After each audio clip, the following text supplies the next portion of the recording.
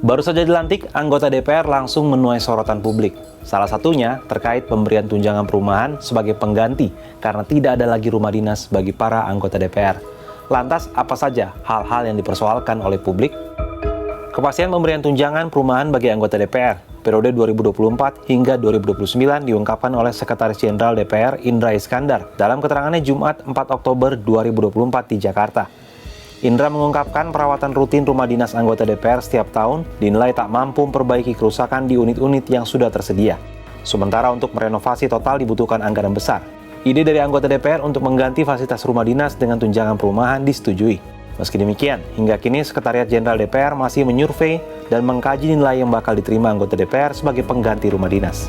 Biro Perencanaan di bawah Deputi Administrasi masih mengidentifikasi besaran-besaran rumah di seputaran Senayan, Semanggi, sampai dengan daerah Kebayoran, bahkan juga di beberapa tempat titik di Jabodetabek, itu sebenarnya tingkat idealnya berapa?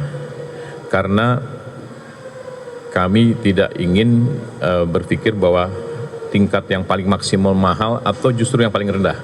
Kita ingin yang paling realistis, rumah hunian yang sangat layak dengan 3 kamar itu rate-nya berapa? Jadi penasaran, berapa ya kira-kira harga sewa rumah layak huni untuk anggota DPR di wilayah-wilayah yang tadi disebutkan oleh Sekretaris Jenderal DPR Indra Iskandar? Harga sewa rumah di wilayah Senayan, Jakarta Selatan berkisar antara 500 juta hingga 900 juta rupiah per tahun. Sedangkan di Kebayoran berkisar antara 400 juta hingga 1 miliar rupiah per tahun. Lantas apa tanggapan dari para anggota DPR terkait hal ini? Terkait hal ini, Wakil Ketua DPR Sufmi Dasko mengaku belum menerima kabar terkait persoalan tersebut. Namun, rumah dinas yang sempat diterimanya sudah dikosongkan dan dikembalikan pada 30 September lalu.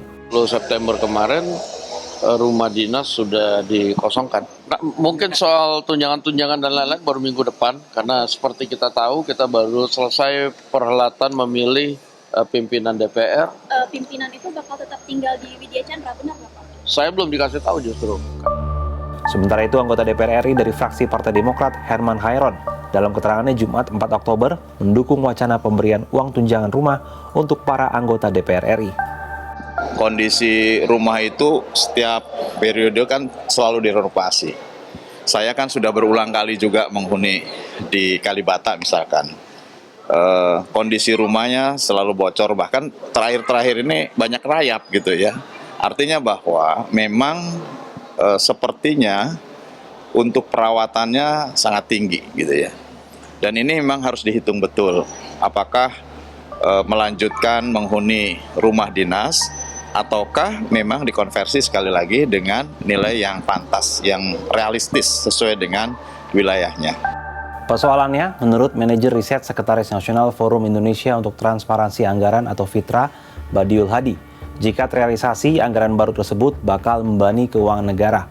Jika rata-rata sewa rumah 500 juta rupiah per tahun per anggota, APBN harus mengalokasikan setidaknya 290 miliar rupiah per tahun untuk 580 anggota DPR periode 2024 hingga 2029 atau setara dengan 1,45 triliun rupiah selama 5 tahun. Dari segi keadilan, keputusan ini memunculkan kesan negatif. Terlebih jika dilihat masih tingginya kesenjangan sosial masyarakat yang masih kesusahan mengakses perumahan layak dan dalam situasi sulit dampak maraknya PHK. Kalau menurut sahabat Kompas gimana? Setuju nggak dengan rencana tunjangan perumahan untuk anggota DPR ini?